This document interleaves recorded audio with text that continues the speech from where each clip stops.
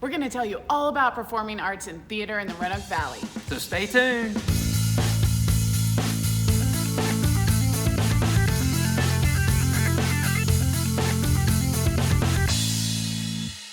Hey, it's Hal Cohn. And Chris Cohn with Cohn Realty Group. So you are here now to find out all about the performing arts and theaters here in the Roanoke Valley, and we're going to give it to you. Yes, I love the theater. I love the feel and the excitement that surrounds going to a theater, whether it's a movie theater, a performing arts theater, an amphitheater, a playhouse. I mean, you go on and on. That's and we right. have it all right here. Yes, we do. In Roanoke Valley. So today, I'm so excited. We're here at the iconic, renowned, historic Grandin Theater right here in the heart of Grandin Village. Well, we'll be talking about theater and what you can find when you live here. Yes. And then where are we going this afternoon? Then we're going to go to Mill Mountain Theater this afternoon to talk to them, and both places have been so gracious to host us and let us film there. So we're going to tell you all about performing arts and theater in the Roanoke Valley. When you're living here or you're moving here, you're going to have the details you need. Mm-hmm. As promised, we are now at Center in the Square, which houses Mill Mountain Theater. Yes, and when you're talking about going to the theater, this is where it all starts, right? This is the foyer, the anticipation, and at the end, sometimes you get to see the actors and actresses come out and mingle with them, and I love that so much. But if y'all don't know about Center in the Square, it houses multiple different museums and attractions, and of course, Mill Mountain Theater is one of the top attractions, of course. But yeah, so this is the lobby. Isn't this beautiful? Move out the way so y'all Oh, can you're gonna see. move? Okay, yeah, so these are the playbills for the upcoming productions. And I'm so excited. We get to meet Ginger Poole, and she's gonna tell us a little bit about Mill Mountain Theater. We are so thankful to have Ginger Poole here to talk about it. So you are the executive director, correct? I am the producing artistic director here at Mill Producing Mountain. artistic director. What an honor, y'all. Thank So you. thank you so much for being here. And why don't you talk to us about Mill Mountain and performing arts in general in the Roanoke Valley? Of course. Well, Mill Mountain's got an interesting leg here as far as the performing arts and the cornerstones of what we do here. We were actually the catalyst for even acquiring this building for Center in the Square. Oh, really? We were originally up on the mountain where the star is at the zoo. Had an unfortunate fire in '76. We found residence for about 8 years at the Grandin Theater. Yes. And during that time, the movers and shakers on our board were looking for a permanent home for Mill Mountain Theater. So they found this downtown location, which was phenomenal. And that's actually when the wheels started turning about an organization such as Center in the Square to house other museums and galleries and a theater. So we were the catalyst to even be where we are right now. Perfect. And what an attraction it is. I mean, this is a year-round production. Yes. Professionals that are here, acting here on stage. And I shared this with you earlier, but this is where I had my first experience with live theater when my godfather brought me here in these very seats to see Midsummer Night's Dream. And it changed my life, truly. And it just opened my eyes to art, talent, theater, everything. And so now what I love is that y'all offer this to all ages and levels. Is it from preschool all the way to adult? We do, preschool all the way through adults and professionals as far as our educational programming, but also just our general programming, whether we're on our smaller stage over on Church, the Waldron stage, or here on the Trinkle main stage, or the classes and camps that we offer. We truly try to have something for everyone.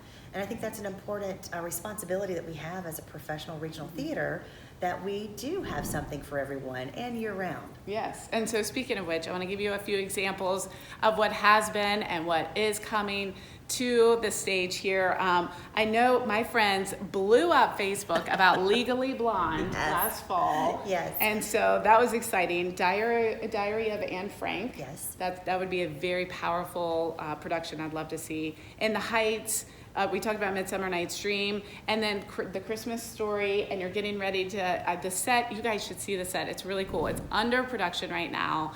And I mean, just to see the before and after, I think would be really fascinating. But the latest production is going to be called The Cake. Is that right? It is. That's the one that we're gearing up to, and we'll be inviting our guest artist in. They'll be moving in this weekend, and we start rehearsals next Tuesday. So The Cake, if y'all are familiar and follow NBC's smash hit This Is Us. Oh, Same playwright is the main writer for that show. So you can imagine like the dialogue and the relationships, they're really fleshed out. But the great thing about this particular show and why we've chosen to have it on our schedule is it's straight out of the headlines from about seven years ago. The bakery in North Carolina that decided to make or not make the wedding cake for the same-sex couple. And it went straight to the Supreme Court. So this is something that it's told with a lot of heart and a lot of humor, but it also has a lot of weight. Right. And we're looking for some, community engagement as far as, we've got some faith leaders and we've got some people from lawyers and law firms to discuss this process. But it's a very funny, sweet show.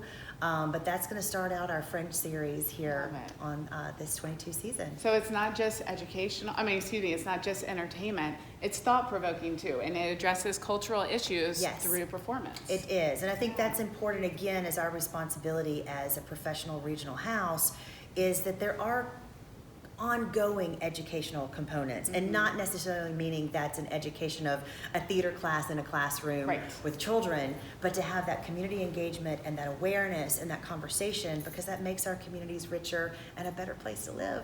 Well, that's a really powerful message, and it sounds like that's something that's passionate to you. So is there anything else that you love about theater that really keeps you here and that you want to just announce from the rooftops, or maybe it's a production that you love so much? There's so many things. I think Mill Mountain is very special because we are such a massive thread to the quilt that is Roanoke. And I think that our part in that is it all boils down to community. It doesn't matter if I'm talking about my staff, that's my community. It's our guest artists that we invite in. They become our community. And it's also the people that we live and work with, every day. And as far as this makeup of this Roanoke Valley that we all love and adore. But for me, theater is community, and that's our biggest gift that we can give back to our community, is to give opportunities to view, to enjoy. And sometimes it is strictly entertainment, especially like in the past 2 years that we've all been surviving and navigating. Sometimes you don't want to have to think too hard. You want to come in and see tap dance numbers and, happy songs, and we have that too, but we really try to stretch our programming to have something for everyone. I love that. So as you heard it, Mill Mountain Theater offers community, and so when you're looking for a community, not only should you think about Roanoke Valley, but this is a prime example of how, you can be in an intimate setting, really form relationships, and feel like you're part of the act. 100%. So I think that's wonderful. Thank you so much, Ginger. We appreciate it. Thanks for having me. All right, well, I'm so excited to be here at Grandin Theater, and you all have the honor, too, to meet Ian Fortier, who is in charge of the Grandin Theater Foundation. Why don't you tell us a little bit about Grandin Theater and performing arts and theater in Roanoke in general? So the Grandin Theater is a one-of-a-kind facility that we still have in the region. It's the oldest arts and cultural organization that the Roanoke Valley has. Oh, wow. This year in 2022, we're celebrating our 90th anniversary. 90th? That's right. This building opened on March 26, 1932. And you don't often see historic American theaters in our communities these days. Out of all the theaters that were built in the golden age of cinema construction, which is sort of the late 20s and 1930s, about 1 out of every 7 or 8 still exists. Wow. And that holds par for Roanoke as well. I mean, at one point, the Roanoke City had the Park, the Rialto, the Lee, the Virginian, the Roanoker, and then the grandmother of them all, which was the American Theater downtown, which was like a triple balcony theater that held 1,300 people. Really? Yeah, oh yeah. I never knew this. He is speaking to my heart of history. Yeah, and one of the reasons why we believe very strongly that the Grandin is the last remaining is because all of those other theaters were downtown. Oh, okay. And Roanoke loves to build things, and over time they dilapidated. They had capital upgrade needs. The corporate theaters were growing, and then the advent of HBO and cable television, and then the advent of flat screen technology. But here, the Grandin has a much more valuable purpose in Grandin Village because it's more of a cultural and a geographic and a historic anchor for Grandin Village as opposed to just being, you know, a capital blight in a much larger area. Very good. And it brings so much value to this area as well. But talk to me about what kind of movies that you show here, because I know I've seen First Run. That's right. And I've also taken my kids here for some films here as well. But tell me about that. What do you? That's right. What do you So offer? the model prior to COVID and what we've sort of returned to is the Grandin is operating as a first run movie theater, which means that we show movies when they come out. So when a movie is released, we open it here at the theater. There's a very prominent graph that shows that people will come to see movies when they're first released, and the longer you have a film, the more that line falls off. Okay. So capturing people's immediate interest in seeing a film on the big screen is something that we implore with the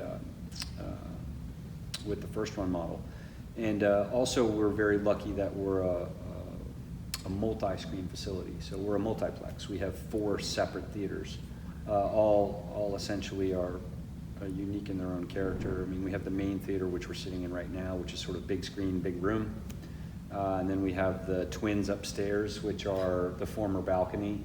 Okay. And they each seat 74 seats each. And I love those rooms because it's sort of big screen, small room. Yes. And then we have the baby, which is the screening room, which is small room, small screen, which is 36 seats only.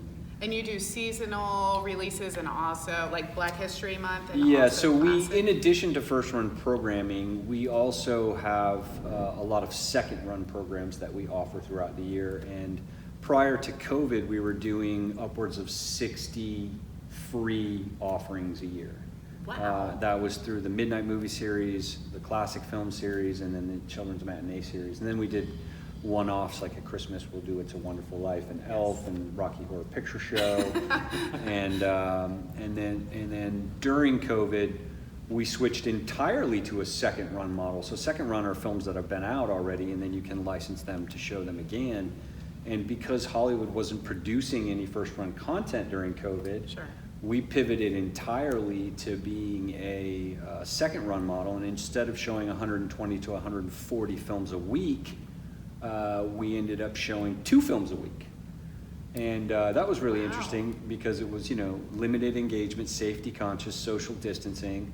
And we said, let's try and put Dirty Dancing on screen, and instead of selling 320 seats, we'll sell 90. And we sold them out. And then we just started adding.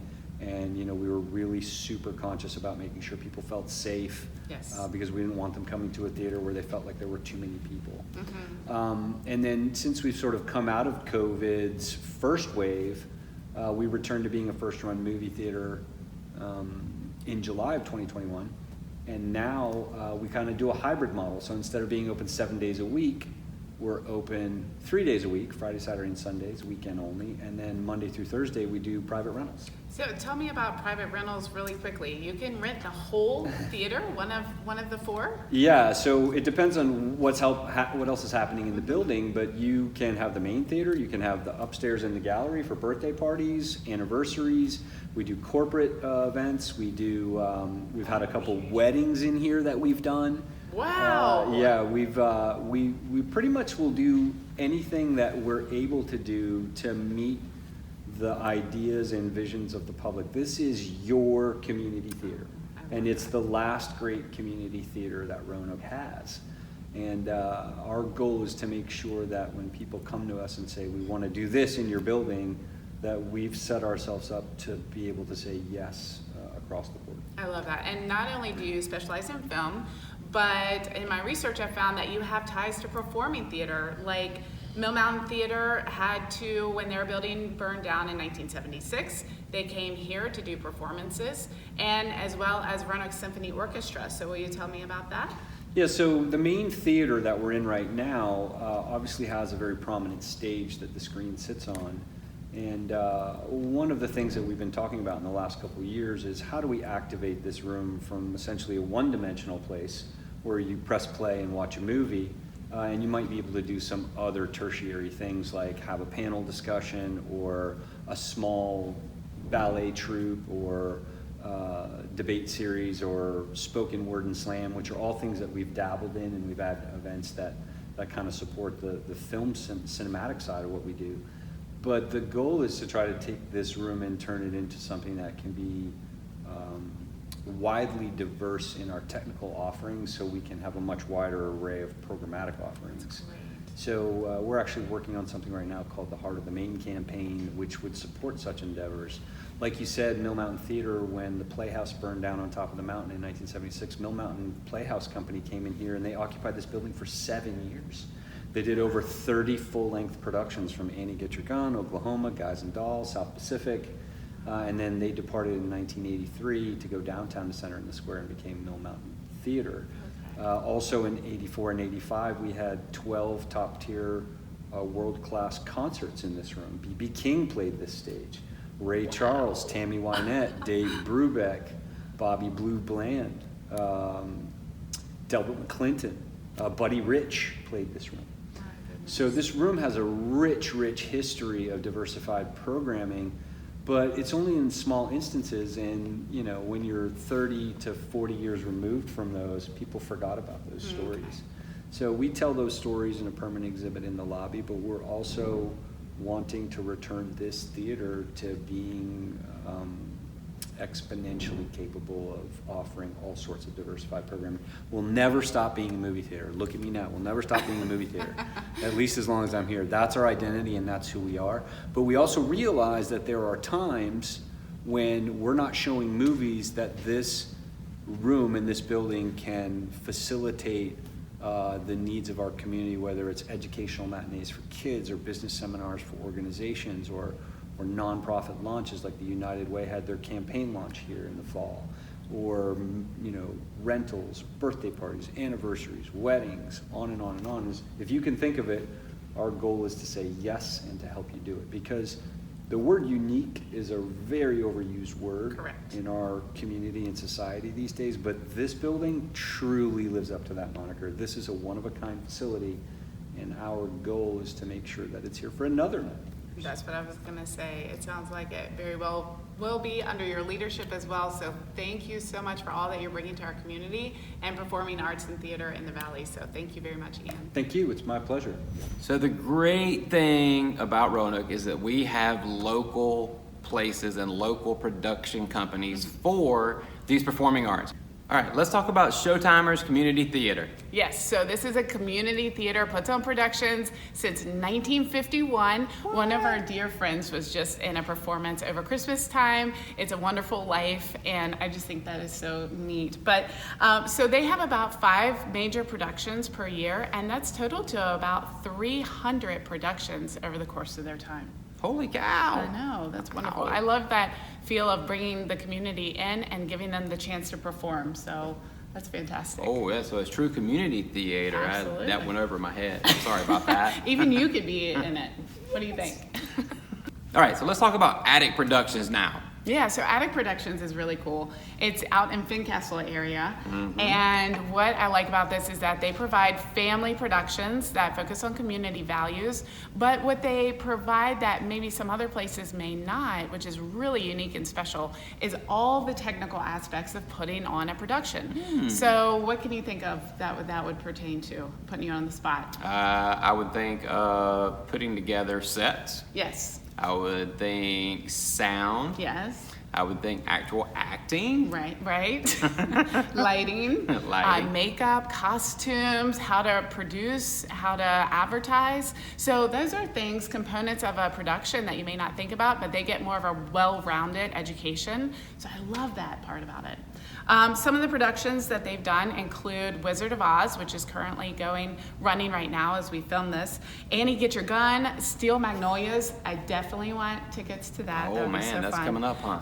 And in the past, they've done Hey Ho Pinocchio, and we were actually lucky enough to get one of their props from the set. Prop afterwards. Big whale. A whale, Yep. yeah, and that ended up being the reading nook for our kids. So, but Attic Productions is sure to have a good time, make a good time for your whole family. It's a lot of fun. Right, let's jump into Children's Theater specific. So we've got the Virginia Children's Theater here in Roanoke. Yes, so this is a professional theater for young audiences and schools and also their families too. And they cover a wide range of topics that are not only thought-provoking, but also entertaining too. So some of the productions that they've done include The Addams Family, Cinderella, Apologies, which is focusing on teen suicide, Peter Pan Jr., and Madagascar. Ooh, boy. Hey, so let's talk about the Roanoke Ballet Theater now. Yes, so this is a professional ballet company and school, and it just so happens it's about a half a block to a block beside Grandin Theater. Yeah, so just think down of the street. all this talent right here in the Grandin Village. Yes. That's pretty amazing. It is amazing. They provide education and arts to people of all ages and levels. So we've had our girls in with the Roanoke Ballet Theater, and they've had a lot of fun. It's very successful. And they have really interesting performances too. I believe Snow White is coming up in the summer, but they also have these Black Box series, which is a very small, intimate setting. You get to see the dancers right in front of you, and that's a really exciting show. While we're on the topic of ballet, we would be remiss if we didn't talk about Southwest Virginia Ballet. Yes, and I really appreciate what they're doing. They offer free training and education for the community, just to promote awareness and dance awareness and be able to serve those that may not have the funds or the ability to be in ballet class. Wow. So that's pretty amazing. They are a regional pre-professional youth ballet company, and they have both contemporary and modern works, and they're most famous for their annual production of the Nutcracker, and last season was their 30th year. Wow. I know. I could see it 30 times. It's such a beautiful performance. It is, absolutely. So let's jump over to music now and talk about the Roanoke Symphony Orchestra. I love being at the orchestra, and my best friend was able to be a part of the Roanoke Symphony Orchestra in their youth symphony program they sponsor, and just a beautiful time. They even got to volunteer at some of the performances for the professional company, so that was pretty powerful. Impressive. That's how I got interested in symphony. Following along with your friend in 6th grade. That's right. Those are good friends. Yeah, that's right. This is the largest professional orchestra in Western Virginia, and they hold about 11 performances per year, including 2 holiday pops performances, which are always very popular. And they do a tribute to other artists too. They've really thought outside the box on this. Like they do tributes to Neil Diamond and Eagles. Oh yeah, Pink Floyd. I forgot about that. I didn't. And the Eagles, I think that one is this year. And I believe you said that they even did something Under the Stars at Elmwood Park at one point in time, right? Sure, yeah. So they're all over the valley performing these beautiful works of symphony and art and music, and it just all comes together. It makes for a really beautiful night. All right, so when I'm thinking about symphony, I also think about opera. So let's talk about Opera Roanoke. That's right, yeah, Opera Roanoke. This is a completely professional opera company right here in Roanoke. I used to volunteer with them, and it was just amazing. I never knew I liked opera so much. I took my mom to one of their operas, and we sat in front of the screens that had subtitles. Unbeknownst to me, I didn't know that there were subtitles. We were able to follow along with the whole production, and it was just beautiful, even though it was in a completely different language. But so that just tells you can really feel it, you can see it, even if it's another language. Great art and music just transcends all languages. So beautiful productions that they put on 2 or 3 times a year in conjunction with the Roanoke Symphony Orchestra. I love the feel of the stage. I mean, this is so exciting. It takes me back to when I wanted to act, but I never did. Maybe I should have. What about you? Have you ever acted? No, I have not. Except for now, right? Except for now, yeah. I'm YouTube celebrity, right? That's in some right. capacity, but I am who I am, and you're getting authentic, genuine Hal right here. That's so right. Let's talk about us, me not being a performing artist, but when folks are here, when they're living here, where are they going to be able to find these organizations we've talked about to see the performing arts live and in person. Right, so you can go to Jefferson Center, and that's Shackman Performance Hall. There's also Berglund Center for Performing Arts, and they have the Performing Arts Center. Isn't that the correct terminology? I believe so. And then also Elmwood Park, and even places like Grandin Theater here. So what I like is that these performances are held all over the valley in these venues that are multifaceted. So not only can you see a performing arts or a theater or a film, but you can also see things like arts and crafts shows and actual shows and demonstrations and performances and music concerts. So You'll get music, you'll get comedy, you'll get all sorts of options when it comes to the performing arts.